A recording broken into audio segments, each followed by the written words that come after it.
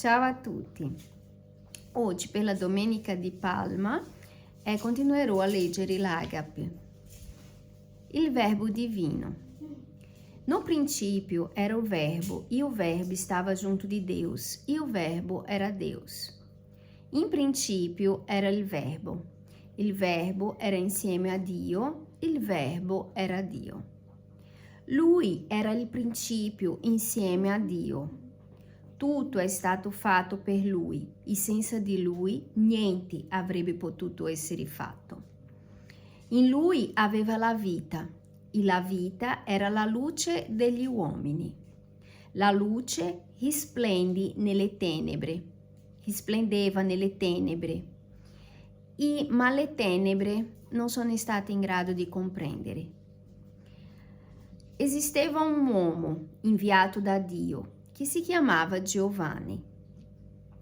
Lui è venuto come testimone per dare testimoni di luce, perché tutti, con lo scopo che tutti credessero attraverso di lui, per mezzo di lui. Non era lui la luce, ma lui è venuto per testimoniare la luce. Il Verbo. Il Verbo era la luce che, essendo inviata al mondo, illumina gli uomini. Era nel mondo, il mondo è stato fatto per lui, il mondo non lo ha riconosciuto. È venuto perché era suo, ma i suoi non lo riceverono. Ma tutti quelli che lo hanno ricevuto, tutti quelli che hanno creduto in suo nome, ha dato il potere di tornare a diventare figli di Dio. Quelli che non sono nati dal sangue, né della volontà della carne, né della volontà dell'uomo, ma sì della volontà di Dio. Il Verbo si è fatto carne e ha vissuto fra di noi. E abbiamo visto la gloria che il Figlio unico riceve del Padre, pieno di grazia e di verità. Giovanni testimonia di lui e esclama: ecco quelli di cui ho parlato. Quello che viene dopo di me è più grande di me, perché è esistito prima di me. Tutti noi abbiamo ricevuto la sua plenitude di grazie, perché la legge è stata data a Mosè, e grazie e verità sono venute tramite Gesù Cristo. Nessuno ha mai visto Dio. Il Figlio unico che è in seno al Padre è stato con lui che lo ha rivelato. Nessuno ha mai visto Dio. È stata la figura di Gesù, la esistenza di Gesù, che ha rivelato la esistenza di Dio tramite di lui. Perché? Perché Gesù ha fatto la sua esperienza terrena, si è fatto carne, si è fatto essere umano come noi, e attraverso di lui abbiamo conosciuto, o almeno abbiamo avuto l'opportunità di conoscere Dio. Questo è un passaggio che apre il Vangelo di San Giovanni. Parla di forma abbastanza poetica della creazione e del mistero della salvezza degli uomini. Le parole ci dice che tutto che ha nel mondo fu creato da Dio. Non dice come si è data la creazione, non dice se siamo evoluti da animali o se siamo apparsi da un'esplosione, del Big Bang, delle diverse ere. o la nostra forma di camminare che si è sviluppata nel corso dei secoli. La essenza di questo testo è che tutto che há nel mondo fu creato da Dio. Parla di salvezza.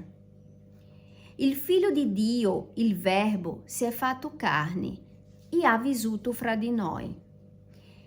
E questo è successo perché potessimo comprendere l'amore e l'amare, il sostantivo e il verbo, il concetto e l'azione. Parla di Giovanni Battista, l'annunciatore, colui che è nato da un miracolo, figlio del sacerdote Zaccaria, che da prima di Maria di Nazareth, Isabel, e della cugina di Maria di Nazareth, Isabel. Fu l'angelo Gabriele che ha annunciato il fatto, il miracolo. La coppia aveva una età avanzata e Isabel era considerata sterile. Non aveva figli. Giovanni era la voce che ecoava nel deserto. Viveva come un ascetico. Sì, in italiano è ascetico. Senza beni, senza preoccupazioni materiali. Battezzava nel Giordano. Foi con lui che ha battezzato Cristo. Raccontaci il testo su Mosè. La Bibbia dice che Mosè fu il profeta, il liberatore, con chi Dio parlava face a face. Mosè significava preso dalle acque. Sua sopravvivenza fu un miracolo. Fu salvo dalla morte a quale era stato condannato tutti i bambini di origine ebrea, del sesso maschile, dal faraone, che aveva paura che la crescita del popolo intruso in Egitto potesse minacciare il suo potere. Mosè è stato messo in una cesta e è stato trovato dalla figlia del faraone. Mosè fu scelto per liberare il popolo e camminare con lui per il deserto, in mezzo al deserto. Dopo molte trattative andata male con il faraone e delle piaghe che hanno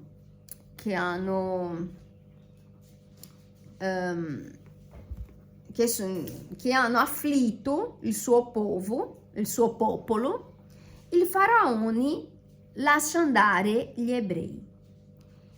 Dopo si è arreso, ma il popolo era già davanti al mare Rosso. Mosè, rosso, giusto mio amore, giusto, giusto, Mar Rosso, bravo mio amore. Mosè riesce comunque a attraversare il Mar Rosso e condurre il popolo di Dio. Riceve le tavole della legge, avverte il popolo della idolatria e cammina instancabile sulla terra promessa. Mosè muore prima di entrare nella nuova terra. Il prescelto per continuare la sua missione è stato Giosuè.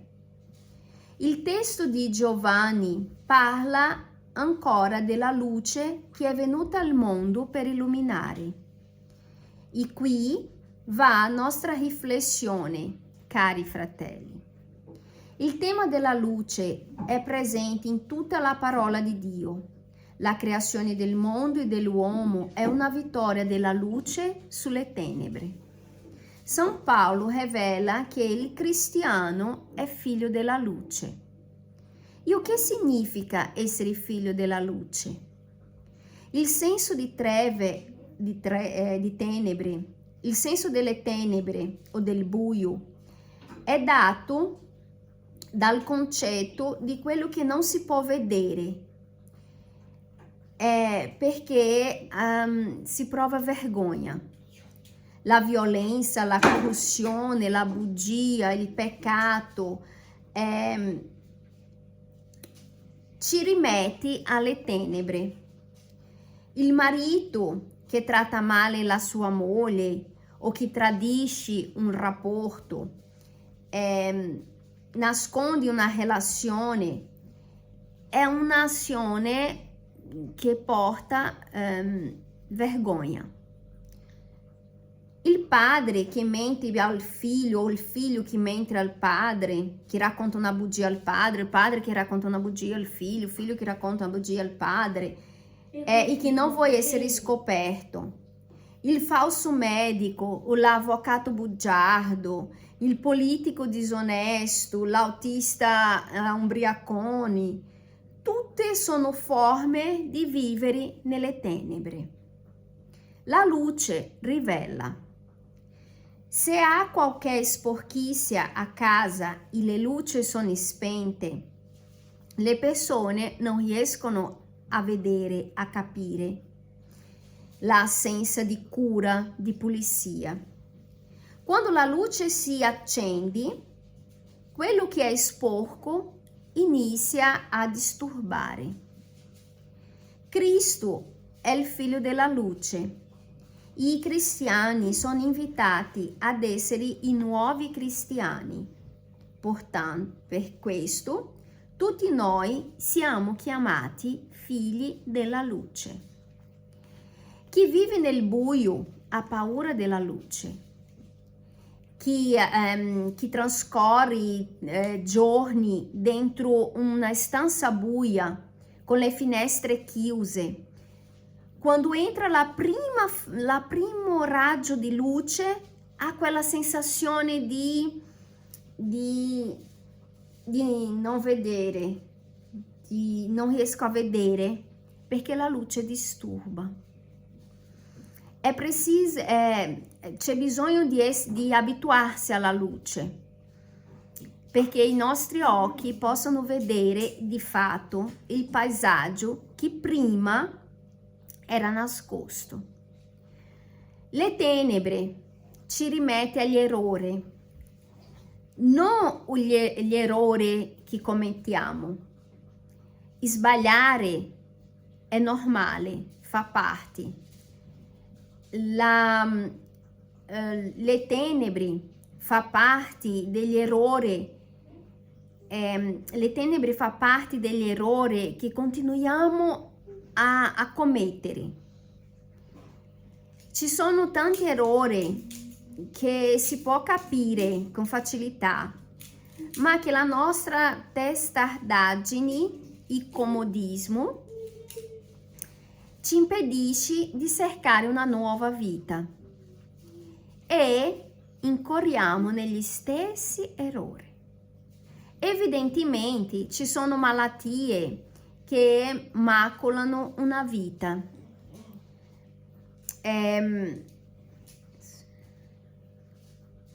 Ci sono tanti fratelli nostri malati di alcolismo che cercano di liberarsi e non ci riescono. Non giudichiamo. Ci sono molti che accusano questi fratelli di vandali, irresponsabili, deboli. L'alcolismo è una malattia. I vizi in generale sono malattie. Gli usuari delle droghe illecite vivono nell'inferno. L'inferno del vizio, l'inferno della schiavitù. Per questo prevenire è così importante. Quando il problema sorge è necessario pazienza perseveranza e molto amore. Non si toglie i figli delle droghe con violenza, com expulsione. Quando o vício fa già parte della vita di un giovane, c'è bisogno di ancora più cura. C'è bisogno di più amore, anche perché una nuova vita possa sorgere, una vita illuminata. La luce è novità. Il paesaggio può essere contemplato solo con la luce, senza sporchizia. Mi piace la storia di due famiglie che vivevano una davanti all'altra. Tutti i giorni il marito di una delle case tornava dal lavoro, trovava la sposa riparando nei vestiti sporchi e appesi nell'aria, nel balcone della vicina. Rimaneva indignato, non capiva perché non si lavava adeguatamente prima e per solo dopo si stendere. E diceva con impazienza e con la certezza che la vicina era una sporca, una sudicia sporca. Dopo qualche tempo, stanco di sentire la moglie che reclamava, il marito ha dato una suggestione semplice e ovvia. Ha detto: ma perché non pulisci la finestra? Perché non pulisci la nostra finestra che è immonda? E se facessi questo, riuscirebbe a vedere che i vestiti della vicina non erano sporchi, bensì la sua finestra era sporca. Storie semplici ma con un insegnamento di grande significato. La mancanza di cura non era della vicina, di pulizia non era della vicina. È facile colpare l'altro. Il problema è sempre dell'altro. Essere figlio della luce è illuminare la vita perché i miei problemi siano risolti. Per questo è necessario assumere che loro esistono. Nella storia, la donna non immaginava che era i suoi vitri che erano sporchi. Questa è una questione importante. La difficoltà in guardare i propri problemi fa con che non riusciamo a soluzionarli. Il primo passo per alzarsi è ter la percezione della caduta. Gesù è venuto al mondo, è venuto perché i suoi avessero la salvezza, ma i suoi non lo hanno riconosciuto. È mancata la luce. Agape è la luce. È la luce che toglie le tenebre, che fa sparire il buio. È la luce che illumina e riscalda.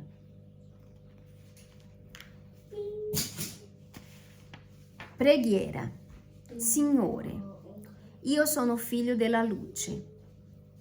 Io voglio portare al mondo la tua luce.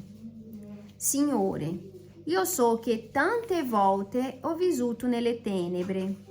Il peccato mi ha consumato e mi sono abituato con le tenebre.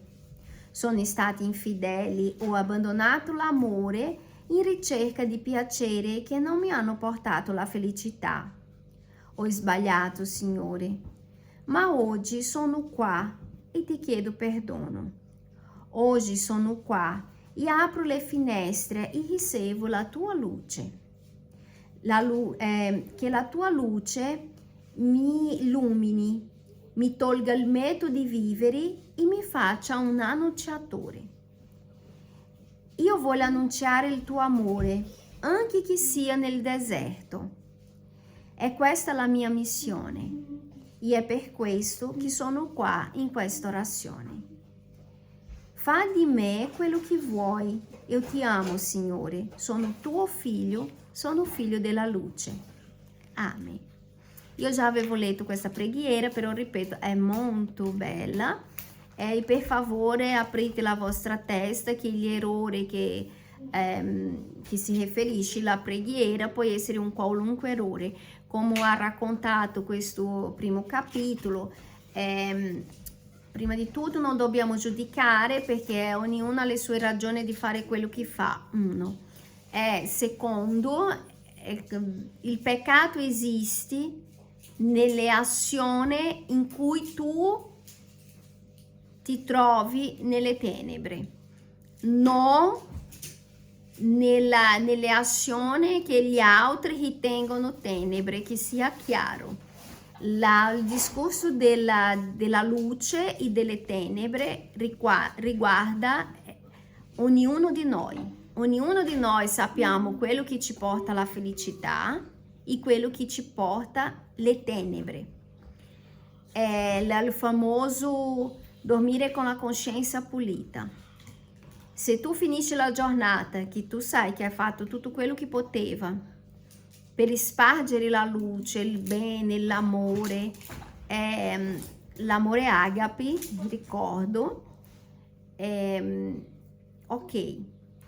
Se tu nel tuo intimo sai che in quella giornata hai fatto qualcosa, hai mancato di carità con il tuo fratello, hai questa consapevolezza di aver fatto il male e per questo senti inquietudini, perché quasi sempre le